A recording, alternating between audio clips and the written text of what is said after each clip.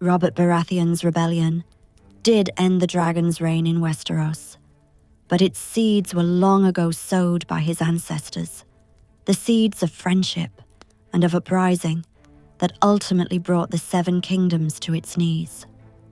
This is the story of Lyonel Baratheon, the Laughing Storm, as the singers half remember it, and the masters half regret. House Baratheon was not born in crowns. It was born in defiance. Orys Baratheon, rumoured bastard brother to Aegon, the Conqueror, did not inherit a kingdom. He took one. He slew Argilac the Arrogant, claimed his lands, his daughter, his bloodline, his fortress, and forged a new house out of storm, iron, and refusal to kneel. Whether he was dragon seed or dragon shadow never mattered. What mattered was the lesson he left behind. Power is not given. It is taken and then defended. The stormlands do not teach gentleness. Wind and rain batter the cliffs until even stone learns endurance, and children raised beneath such skies grow with the certainty that the world will strike first, and often. Some learn caution from this, others learn defiance. Lyonel Baratheon learned to laugh. His laughter was never quiet. It burst from him like thunder, sudden and unapologetic, echoing through yards and halls alike. Men would later call him the Laughing Storm, and though some thought the name a jest, those who knew the Stormlands understood it well enough. Storms laugh too, if one listens closely at walls that stand against them, at ships that dare the sea, at men who believe themselves stronger than wind and wave. Storm's End rises like a clenched fist above the sea, its walls thick enough to defy gods and dragons alike. It is not a castle that invites softness. Lyonel grew within its shadow, and much of what shaped him needed little telling. He was a loud child in a quiet stone keep, restless in sept and solar alike. He learned the sword faster than letters, learned bruises faster than lessons. He grew tall early, broad in the chest, heavy in the arm. Where other boys learned restraint, Lyonel learned momentum. His father was a hard man, made harder by the castle he ruled. Praise was scarce, discipline common, expectations unyielding. Lyonel chafed beneath them, but he did not break. If anything, the pressure only sharpened him. He fought older squires and rose laughing from the dirt. He spoke when silence would have spared him punishment. He took his beatings with clenched teeth and defiant eyes. The Stormlands have their own notion of honor, rough-hewn and plainly spoken. Lyonel absorbed it without ever naming it. Oaths mattered. Cruelty offended him. Strength carried obligation. If a wrong was done, it demanded answering not later, not carefully, but openly. That was the sum of his childhood, and it need not be drawn longer. Storms do not linger over their beginnings.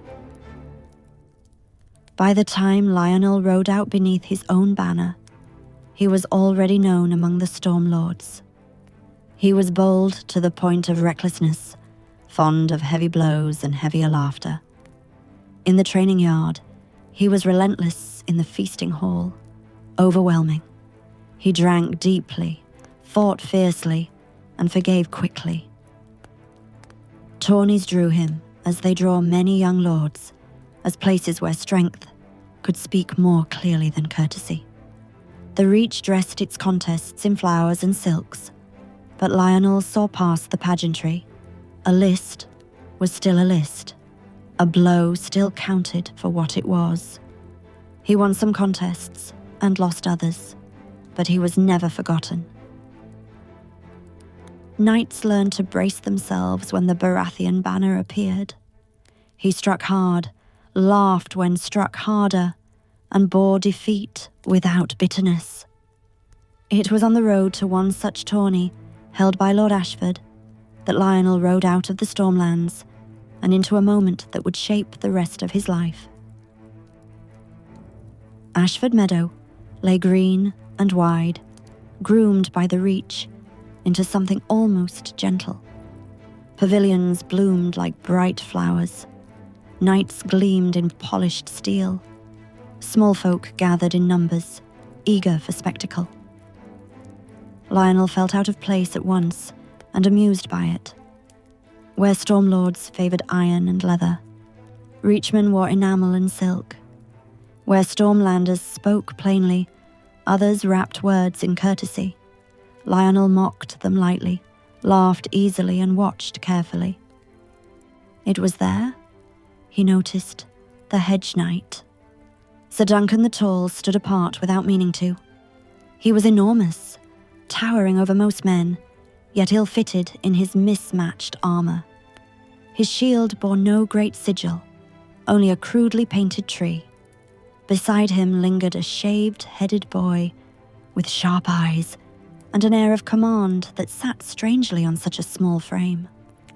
Duncan looked uncomfortable among the finery, but not afraid. He spoke plainly, moved awkwardly, and carried himself with a kind of earnest decency that Lyonel recognized at once. Men like that did not thrive in courts. The matter might have ended there. Another nameless Hedge Knight, lost amid lords and princes. Had cruelty not found its moment, as it always does? Aerion Targaryen, bright and terrible as dragon flame, took offence where none was intended.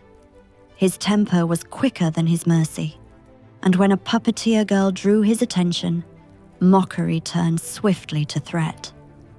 Sir Duncan stepped between them. And then Duncan did what no sensible man would ever do. He slapped the prince. The sound cracked across the meadow, like a breaking branch. For a heartbeat, all was silent.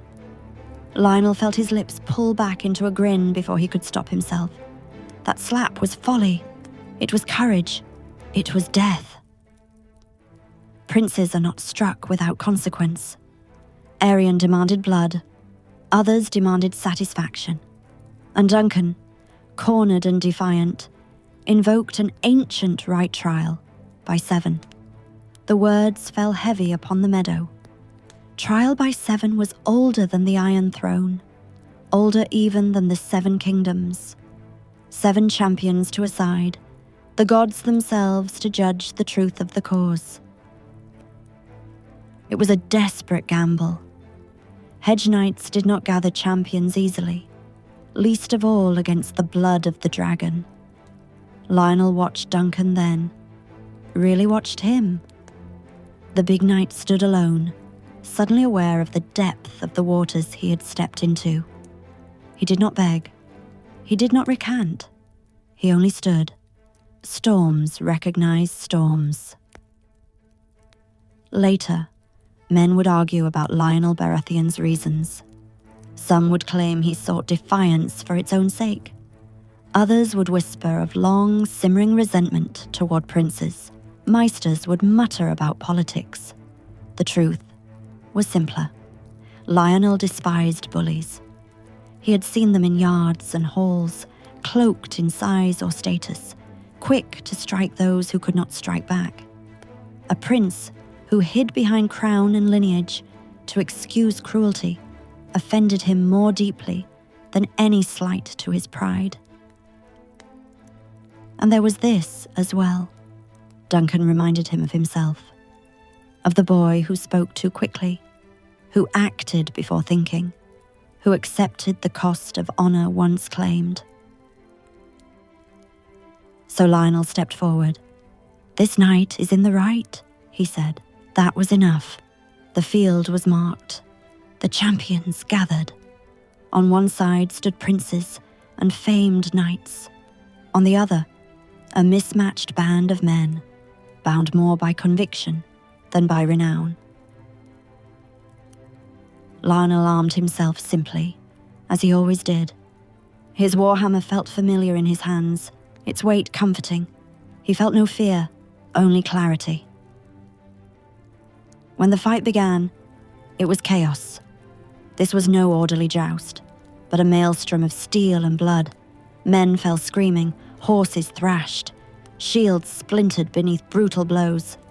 Lyonel fought as a storm breaks, forward, relentless, laughing now as pain blossomed and faded. He crushed helms, shattered arms, drove men to the ground and left them there. Where lines wavered, he surged. Where doubt crept in, he answered with force. He watched Duncan when he could.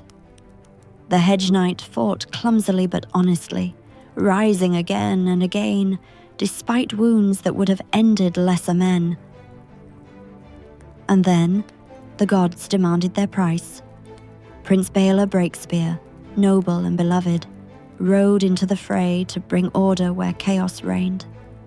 He had not come for cruelty, nor for pride, but for justice, to restrain his brother, to see the ancient law honored without needless bloodshed. It was not enough. In the confusion, a blow meant for another found Baelor. Horse and rider fell together, armor shattering, the sound sickening in its finality. Lyonel saw it happen. The laughter died in his throat. The meadow seemed to tilt then, as if the world itself had faltered. A good man lay broken, because right and wrong had collided beneath steel. Storms, Lyonel learned in that moment, do not choose who they strike. The fight dragged on, grim and brutal. Men fell on both sides, until at last the gods rendered their verdict, as they always do, without explanation, without mercy. Sir Duncan lived, so did Lyonel. The charge against Duncan was dismissed. Aerion was chastened, if not cured. The ancient law had spoken, and the realm would have to live with the answer. Blood soaked the grass of Ashford Meadow. The reaches green had been darkened by stormland red. Lyonel stood amid the wreckage, breathing hard, armor dented and slick with blood. The laughter did not come easily now. Instead, there was something quieter, a settled weight, an understanding. This would be remembered, not because a Hedge Knight had struck a prince, nor because trial by 7 had been revived, but because men had chosen to stand when standing meant danger, because honor had been claimed openly and paid for dearly. When Lyonel laughed again, it was softer, edged with relief. The storm had broken. The world still stood. Lyonel spoke to Duncan only briefly afterward. Stormlords do not linger over what must be done. They parted without promises, changed in ways neither yet understood. This is where the tale of Lyonel Baratheon must pause for now. He would go on to defy kings, to shake the realm with laughter and fury alike. Songs would grow around his name.